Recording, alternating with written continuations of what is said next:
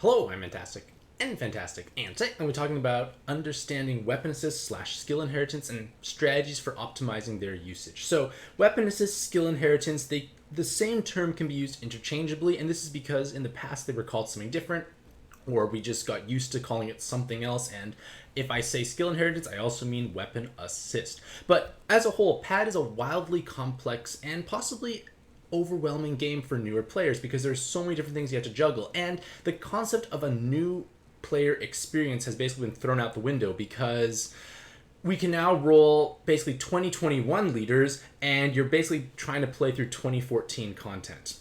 You see the disparity when it comes to power creep. Like, you're just smashing through everything without any effort, and you don't even understand necessarily what you are doing. And then when you're actually faced with challenging content, you just feel overwhelmed. And I want to take this time to explain how weapon assist and the skill inheritance system actually functions. And this article slash video will provide insight of how they function, a bit of a brief history as well, and how to optimize their usage. So, a brief little history. So, weapon assists actually came out after inherit the ability to assist or inherit other actives. And this ancient screenshot from 2016 basically shows you can inherit Dark Kali onto Isis by paying tans and a lot of coins. This is no longer the case beforehand, but the idea is now with weapon assist, we now are able to transfer awakenings as well as the active skill, and it basically gives a much deeper layer for team building, because instead of having now 2 leaders, 4 subs, you now have 2 leaders, 4 subs, and then 6 inherits. That means you have potentially 12 different active skills, excluding the transformation ones that change after they transform. So there's quite a bit of stuff to kind of juggle and keep in mind, and I want to explain just how they function. So weapon assists, you should generally try and assist cards with the weapon assist or awoken assist awakening, because that means they will confer all of their respective awakenings to the base card. So from this example here, the right hand column are the awakenings from the base card, as long as the super awakening at the top of the left. And then everything from the awoken assist downward are the inherited awakenings from the weapon assist. So in this case here, I've inherited Nell's weapon, which gives a copious amount of dark orb enhances. And that's a wonderful way to layer in passive damage for any given dark team. You can also layer in skill boost, resist, or a key active skill, and I'll explain those a little bit more in just a moment. So a good way to visualize how it works is I'm going to create kind of like a sliding bar, so to speak. And in this example, I'll be using Gillian in his base form, who has a 27 turn cooldown, and they've inherited the blue Samurai 3 weapon, who has an 8 turn cooldown.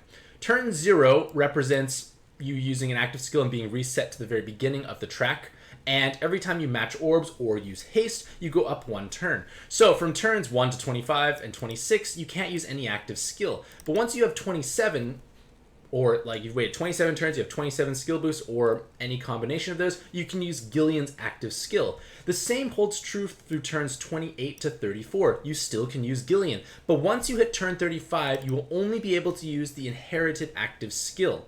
And that may or may not be a problem, but in the case of this here, you want to transform Gillian right away. So overcharging, which is basically charging up the second or inherited active skill, can be devastating, because if you use this inherited active skill from here, you go back down to 0, and good luck stalling back for 27 turns to transform your Gillian. It's just probably not going to happen. So you want to make sure that your skills do not overcharge in untimely manners.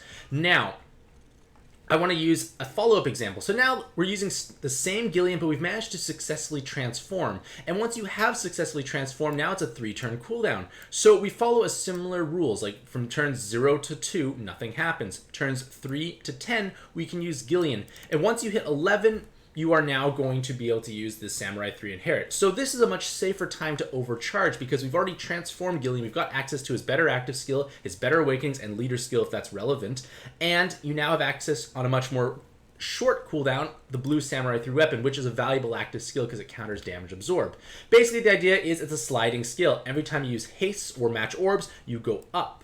Bringing X number of skill boosts gives you X number of turns already matched. Whenever you use an active skill, you go back to 0, or if you get delayed by enemies, the timer goes down. So let's talk about how we can optimize their usage. So I'm a strong believer that when you are team building for any given dungeon, you need to cater your team specifically to the dungeon's needs. If the dungeon is riddled with lots of blind attacks, you want to include blind resist, so on and so forth. So by utilizing weapon assist, we have much more flexibility. You could still use the same 2 leaders and 4 subs and inherit weapon assist as needed, basically to counter whatever mechanic you're going to encounter.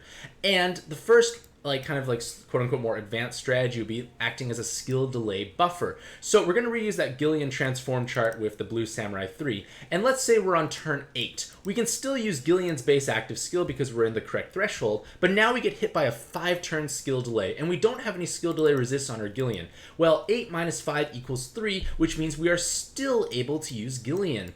Now, let's say hypothetically we didn't have any inherit whatsoever on our Gillian. The maximum number of turns you can go to is 3. Basically, everything from the 4+ area would be, well, it doesn't work well when I highlight, but the idea is if you don't have an inherit, it only goes up to 3, and that's it. So if you get hit by a skill delay, Gillian, who's at 3, which is fully charged up, goes down to 0 if it was a 5-turn delay.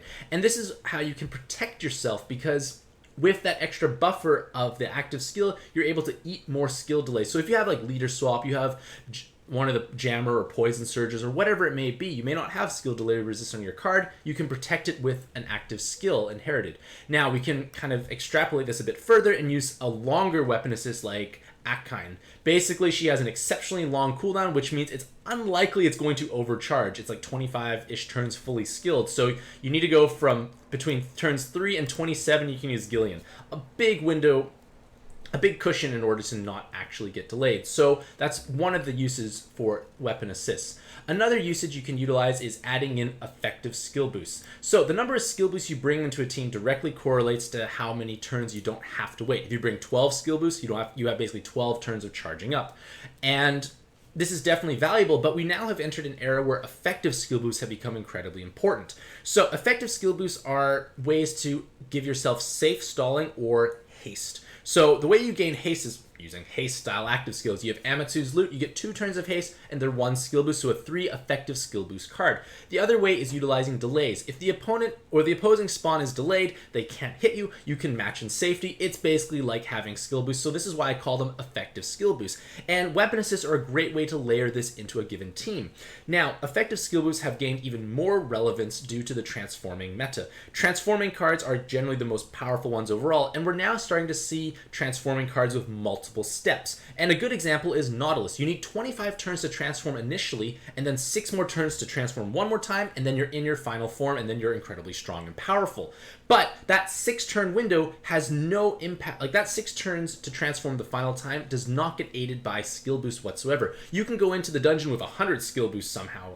Can't really, but my point is you can go with an exorbitant amount of skill boost and you still only can transform Nautilus once. It doesn't carry over to the next transformation. So if you have a delay, you have haste. You transform Nautilus the first time, you have 6 turns, and then if you use, say, a 4-turn delay, you only have 2 turns of possible danger. You use haste, you get that gap even closer closed. The point of the matter is delays and haste or effective skill boosts are an efficient way to utilize your weapon assists. Adding in resist. This is probably one of the most common things I do because the average sub or leader does not have resist built in naturally, and you want to obviously resist blind, poison, jammer, cloud, tape as relevant for the given dungeon. So utilizing weapon assists such as that Blue Samurai 3 weapon gives you 80% jammer resist because they have 4 of the 20%, and they also have a skill boost, so they're actually covering multiple different things, and their active skill that's included is also meaningful. The next thing you want to try and do is possibly upgrade an existing active skill. There are many different archetypes of active skills, but I feel that the most common one, you always need to bring a cleric style active skill. And a cleric style active skill is one that gives you a way to clear binds, awoken binds, and unmatchable status. And a full cleric is someone who can clear all of those regardless of how many turns they were on.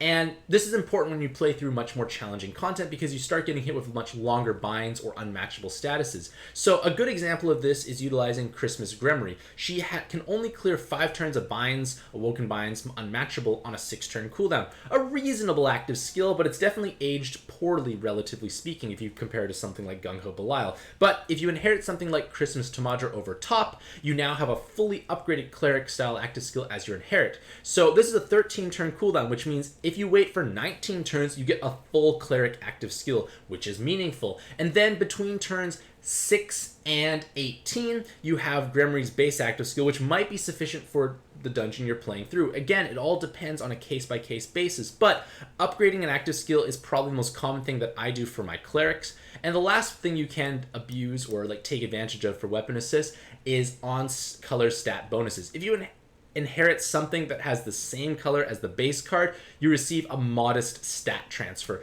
It's not the largest stat transfer possible, but it's something. It's basically, the idea is if you have two options for weapon assist and they're both equally efficient for your given team, you want to pick the on-color one because it gives some extra stats.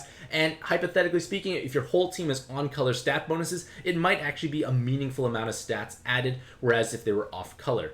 If you keep these points in the back of your head, you tend to be able to leverage more value out of your weapon assist. But regardless of all that, I still am a strong believer of building your team to counter the dungeon at hand. And if you do wish to read an article about how to have a mechanics checklist for various dungeons, I have another article/video on the interwebs somewhere. But with that being said, let me know what you utilize skill inherits or weapon assist for. Like, do you have any particular strategies, or you just kind of customize it on a case-by-case basis? With that being said, let me know if this type of video is meaningful or helpful. I did notice when I asked what types of content people like to see, things about like just team building or even just more like basic concepts. And I feel like this is a basic concept that, or maybe it's basic to myself, but not necessarily to a newer player who could be overwhelmed. So let me know if these types of articles, videos are helpful, meaningful, because if so, and they garner good traction, I'll try and release something along these lines in the future for other topics. With that being said, hopefully you'll have a truly fantastic day. I wish you all the best luck in your own pad adventures, and happy puzzling.